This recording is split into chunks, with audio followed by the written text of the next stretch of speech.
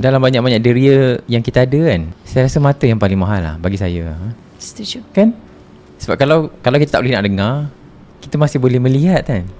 Boleh Kalau- tulis.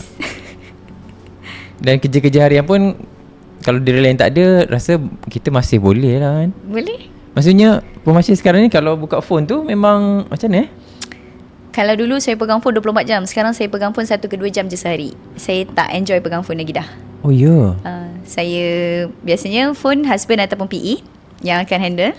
Dia orang akan bacakan. Sebenarnya boleh je pakai voice over ke talkback ke screen reader, boleh. Tapi saya tak suka gadget bercakap dengan saya. Saya rasa macam, oh mentang-mentang aku dah buta, aku kena kawan dengan gadget lah. Gadget lah cakap dengan aku, korang tak cakap dengan aku lah sekarang. Macam tu. So saya macam tak nak lah. So but somehow masya Allah tabarakallah, itu pun hadiah juga.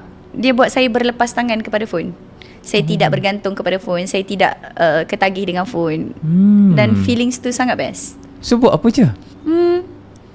Tu suka cakap tu, orang cakap gila tu gila. Saya bersahabat dengan tasbih.